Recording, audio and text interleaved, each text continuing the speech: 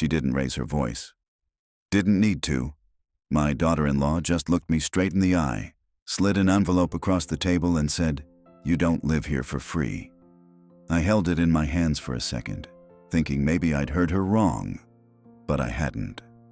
My son was sitting right there, staring down at the table like none of it had anything to do with him. And in that quiet moment, something in me shifted. Not anger, not yet. Just the cold realization that I was no longer welcome in the place I had once called family. I didn't open the envelope right away. My hands just rested on it, feeling the edge of the paper like it might explain itself if I waited long enough. The kitchen in their house out in Columbus was spotless. White counters, those tall gray cabinets, everything lined up like a showroom. It didn't smell like cooking. It smelled like lemon cleaner and something new. "I thought it'd be clearer if we wrote it down," Amanda said, folding her arms like this was a business meeting. "Utilities, groceries, your share of the mortgage. It's all itemized. Your share." I looked over at Michael, my boy, 52 years old and still rubbing the back of his neck when he didn't want to speak. He wouldn't look at me. "I didn't realize I was a tenant," I said, keeping my voice steady. "It's just fair," she replied. "Everyone contributes." I almost smiled at that. Almost. Because 3 months earlier, when my hip gave out back in Dayton, it was Michael who said, "Come stay with us, Dad. No rush getting back on your feet." He said it like family still meant something simple. Back then, Amanda hugged me at the door, called me Dad like she always had, showed me the guest room, fresh sheets, a little lamp by the bed. "Stay as long as you need," she said. Something had changed. I just hadn't seen when. "I've been helping around here," I said quietly. "School pickups, yard work, fixing that leak in the basement." Amanda gave a small shrug. "And we appreciate that. But that doesn't cover living expenses." Cover. That word sat heavy in my chest. I finally opened the envelope. Numbers, clean, printed numbers. Monthly totals circled in blue ink like a bill you'd get from a company, not your own family. "I'm on a fixed income," I said. "You both know that." Michael cleared his throat. "We're not asking for anything unreasonable, Dad." That was the first time he spoke. And something in me tightened. Not broke yet, just tightened. Because I remembered a different kitchen. Smaller, louder. Him at 8 years old, standing on a chair beside me while I flipped pancakes before school. "Don't fall," I used to tell him. Now here he was, letting me fall anyway. I folded the paper carefully and slid it back into the envelope. "When do you expect this?" I asked. Amanda answered without hesitation. "End of the week would be best." Of course it would. I nodded like I understood. Like this was normal. Like I hadn't just been handed a price tag for existing in my own son's house. But the truth was, something else had been happening long before that envelope ever touched the table. And I think, deep down, I'd been ignoring it for a while. That first week, I told myself it was just a misunderstanding. That maybe Amanda had her reasons, and Michael, well, maybe he just didn't know how to handle it. I'd been a father long enough to make excuses for him without even thinking. But things didn't go back to normal. They got quieter. Not the peaceful kind of quiet either. The kind where conversations stop when you walk into the room. The kind where you start noticing doors closing just a little quicker than they used to. I kept busy. That's what I've always done. Mornings, I'd make coffee before anyone else got up. Same way I used to when Michael was a boy. I'd sit at that kitchen table, watching the sun come through those big windows, trying to convince myself I still belonged there. Amanda stopped calling me Dad. It wasn't sudden. Just one day it disappeared. Replaced with "can you" or "we need to," like I was just another adult passing through. One afternoon, I was out back trimming the hedges. Took my time with it. Hands not as steady as they used to be, but I got the lines straight. When I came inside, I heard them talking in the living room. They didn't know I was there. "We can't keep doing this," Amanda said. Her voice was low, tight. "It's been 3 months, Michael." "I know," he answered. "Just give it a little more time." "How much more time? We've already adjusted everything. The budget, the schedule, the kids are asking questions." That part stopped me. The kids. I stood there in the hallway, holding those clippers like I'd forgotten why I walked inside. Michael sighed. "He's my father, and this is our house," she said. Not loud, just firm. We didn't sign up for this long term. There it was. Long term. Like I was a problem stretching past its welcome. I stepped back before they could see me and went upstairs. Sat on the edge of that guest bed. The one with the neatly tucked sheets that never quite felt like mine. I started thinking about my own father then. How he lived with us for a year before he passed. Never once did I think about charging him for groceries or keeping track of what he cost. We just made space. That's what family used to mean to me. You made space. Dinner that night was quiet. Forks against plates, a little small talk about school and weather. Nothing real, nothing that mattered. Halfway through, my grandson Ethan looked up at me. Sweet kid, 10 years old, curious about everything. "Grandpa," he said, "are you going to live here forever?" Amanda's fork stopped. Michael didn't look up. I felt every eye at that table without anyone actually meeting mine. I gave a small smile. "No, buddy, not forever." He nodded like that made sense. Kids accept things easy when you keep it simple. But inside, something shifted again. Not broken yet, just loosening. Later that night, I took that envelope out of my drawer and looked at it again. The numbers hadn't changed. Still neat, still cold. And sitting there in that quiet room, I started to realize something that hadn't fully hit me before. This wasn't about money. That envelope, it was just the way they chose to say what they didn't have the courage to say out loud. And once I saw that, I couldn't unsee it.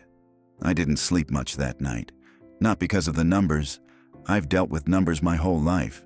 Bills come, bills go. You learn to stretch things, make do.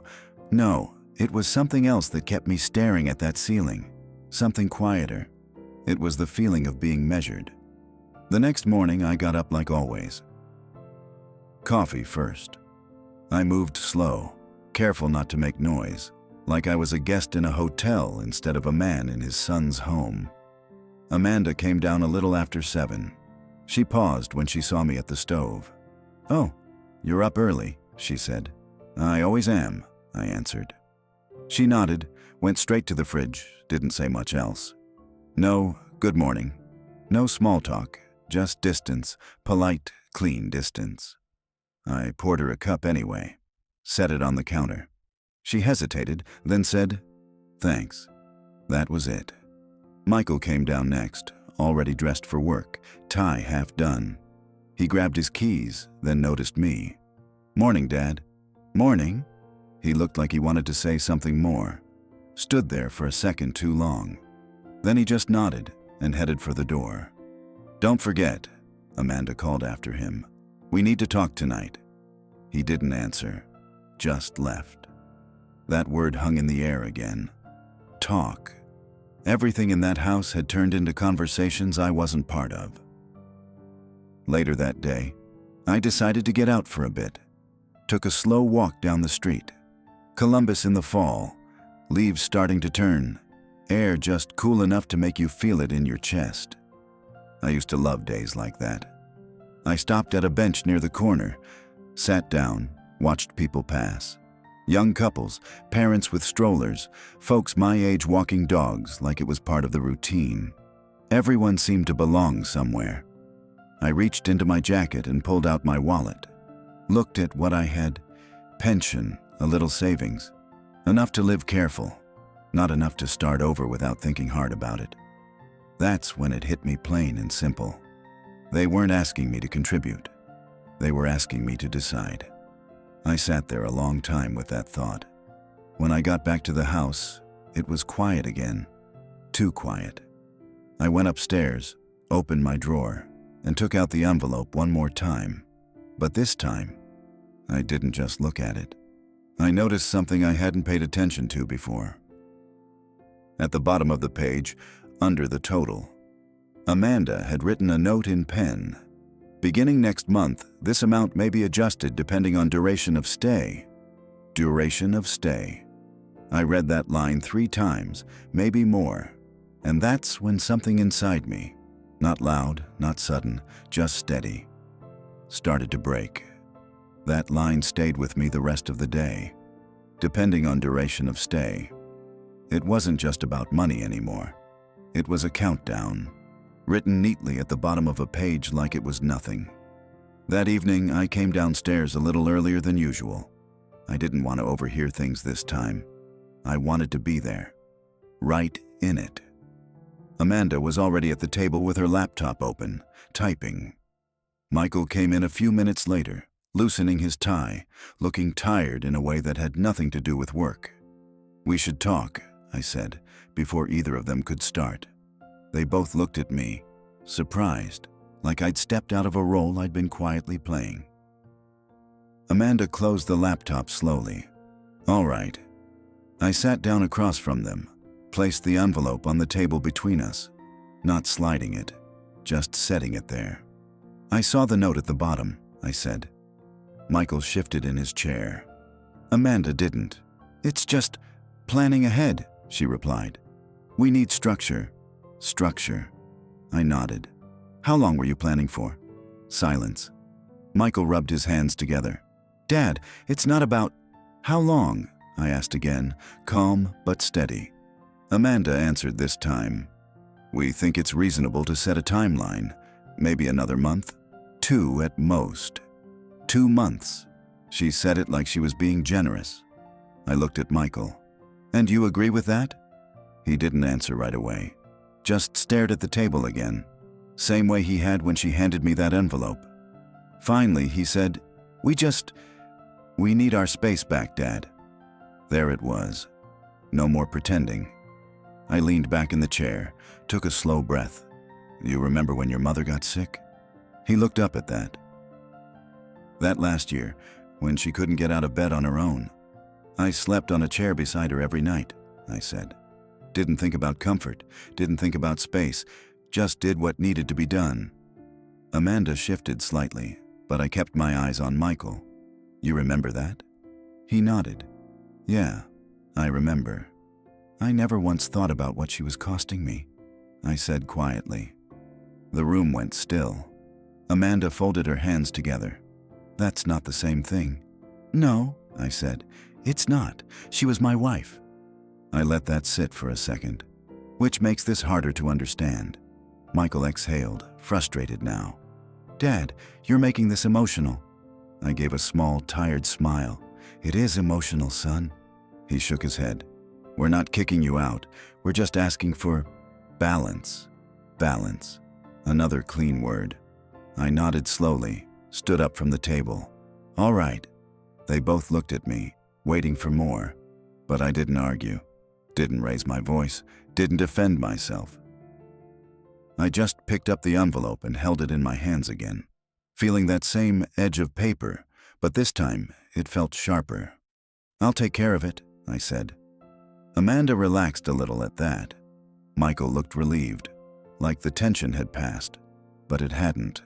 Not for me, because as I walked back upstairs, something settled deep in my chest. Not confusion anymore, not even hurt exactly, just clarity.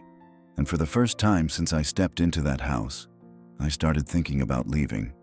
I didn't leave the next day. That's the part I still think about. How I stayed. Not because I wanted to, not because I believed anything would change, but because when you get to my age, you don't move fast anymore. You sit with things. You measure them from every angle, like turning a stone in your hand, trying to understand its weight. That night, I pulled out my old notebook. The same one I used back in Dayton to track bills, doctor visits, little reminders so I wouldn't forget things that mattered. I opened to a clean page and wrote one line at the top. What do I do now? I stared at it for a long time. Then I started writing numbers, my pension, my savings, What I'd need for rent somewhere small. Maybe a one-bedroom, nothing fancy. Just mine. The numbers didn't look impossible. They looked tight, but possible. And that's when another thought crept in. One I hadn't let myself consider before. I didn't actually have to stay. The next morning I went downstairs and made breakfast like usual. Eggs, toast. Nothing special. Ethan came in rubbing his eyes, hair sticking up in the back. "Morning, Grandpa," he said, climbing onto the stool. "Morning, buddy." I slid a plate in front of him. He smiled. That same easy smile kids have before they learn how complicated people can be. "Are you leaving soon?" he asked. Just like that. Kids don't circle around things. I paused. "Why do you ask?" He shrugged.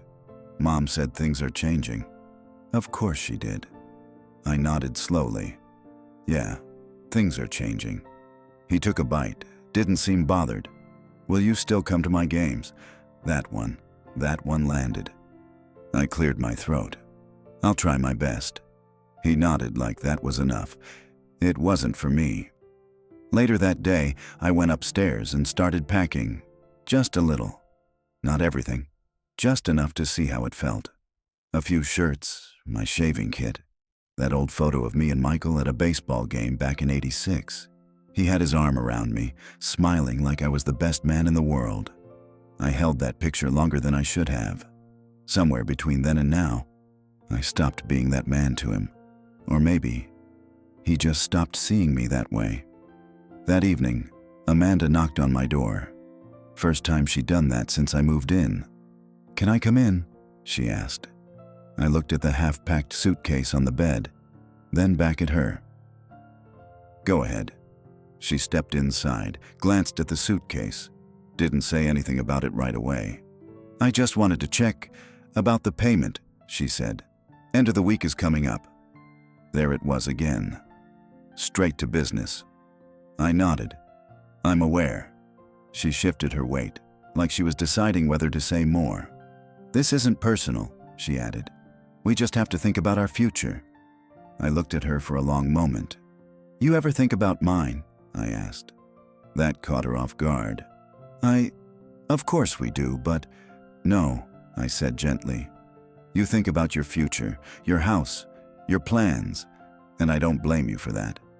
I glanced at the suitcase. "But let's not pretend this is anything else." She didn't argue. Didn't apologize either. Just stood there, quiet.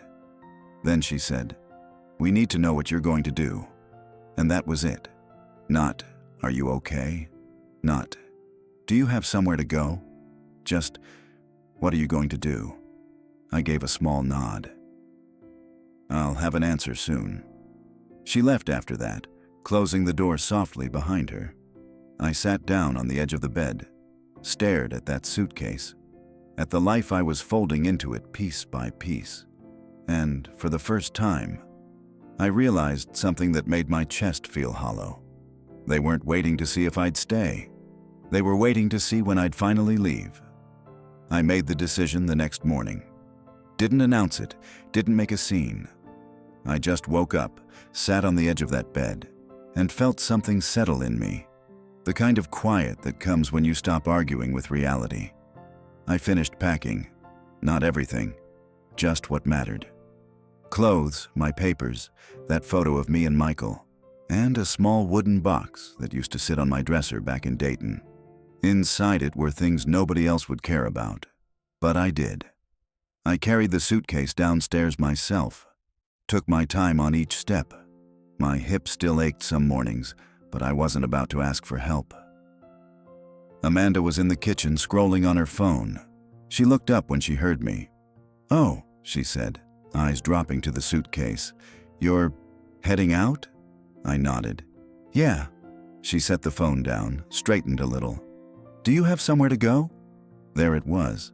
Not concern, just confirmation. "I'll manage," I said. Michael came in a minute later, like he'd heard something shift in the air. He stopped when he saw me standing there. "What's going on?" he asked. "I'm leaving," I said simply. He blinked. "Leaving like today?" Yes. Silence filled the room again. Same silence as before, but this time it felt different. Final. You didn't say anything, he said. I gave a small shrug. Didn't seem like there was much to say. Amanda crossed her arms. We could have talked about this. We did, I said. At the table. Michael stepped closer, running a hand through his hair. Dad, you don't have to rush out like this. We just needed to figure things out. I looked at him. Really looked this time. That's exactly what I'm doing, I said. He opened his mouth, then closed it again. I reached into my jacket pocket and pulled out the envelope. Set it on the counter. There's your payment, I said. Amanda stepped forward, picked it up, already glancing inside. I didn't wait for her reaction. Michael frowned. You didn't have to do that. Yes, I did, I said quietly. According to you, everyone contributes. That one landed. He looked away. I bent down, picked up my suitcase. My hands felt steady, steadier than they had in weeks. As I walked toward the door, I heard him behind me. Dad, wait! I stopped, but I didn't turn around right away. What is it? I asked. His voice was softer now. Where are you gonna go? I stood there for a second, hand on the doorknob, looking at the wood grain like it might give me an answer. Somewhere I don't have to earn my place, I said. I opened the door. The air outside was cool, fresh in a way that made my chest expand a little. For the first time in months, it didn't feel heavy to breathe. Call me when you get settled, Michael said behind me. I nodded, though I didn't say I would. Then I stepped out. I made it halfway down the driveway before I heard the door open again. Dad! I turned this time. It wasn't Michael. It was Ethan, standing there barefoot, his small hand gripping the door frame. You forgot something, he called out. I frowned slightly. What is it, buddy? He hesitated, then said, Your hat, the one you wear to my games. I hadn't even thought about it. I looked back toward the house, toward that doorway, toward everything that had just ended. And for a moment, just a brief one, I felt that break inside me finally give way completely. I stood there looking at him, my grandson, holding that old baseball cap like it still meant something simple. It was worn at the edges, faded blue. I'd had it for years, wore it to every one of his little league games, sat on those cold metal bleachers, cheering louder than I probably should have. Bring it, I said finally. He ran down the driveway, barefoot on the concrete, and handed it to me. Didn't say anything at first, just looked up at me like he was trying to understand something nobody had explained to him. Are you coming back? He asked. I opened my mouth, but the truth didn't come out easy. I don't know, I said. He nodded slowly, like kids do when they accept something even if it doesn't feel right. Then he stepped forward and hugged me. Tight. No hesitation. I closed my eyes for a second, just one, and rested my hand on the back of his head. Be good for your parents, I said. I will, he whispered. When he pulled away, he walked back toward the house. Slower this time. Halfway up the driveway, he turned around, gave me a small wave. I raised my hand back, the door closed behind him, and that was it. No big goodbye, no final words from Michael, no apology, no understanding, just a quiet ending that didn't feel like an ending at all. I got in my car, that old sedan I'd kept running longer than most people would bother with. The engine turned over after a second. Same familiar sound. I sat there for a moment, hands on the wheel, looking at the house. 3 months ago, I walked in thinking I had a place there. Now, it was just another house on a street in Columbus. I put the car in reverse and backed out slowly, careful like I always was. As I pulled away, I caught one last glimpse of the front window. For a second, I thought I saw Michael standing there, just watching, not waving, not coming out, just watching. I turned onto the street and didn't look back again. The road stretched out ahead of me, quiet, open, uncertain. I didn't have a plan. Not really, just a few numbers in my pocket and a suitcase in the back seat. And that feeling in my chest, not sharp anymore, not breaking, just empty in a way I couldn't quite name. I drove for a while without thinking, past familiar streets, past places I used to go, until even those started to thin out. At a red light, I reached over and picked up my phone. Michael's name sat there at the top of my contacts. I stared at it. My thumb hovered for a second. Then I lowered the phone, set it back down, and when the light turned green, I just kept driving. If this story meant something to you, subscribe. There's more to come.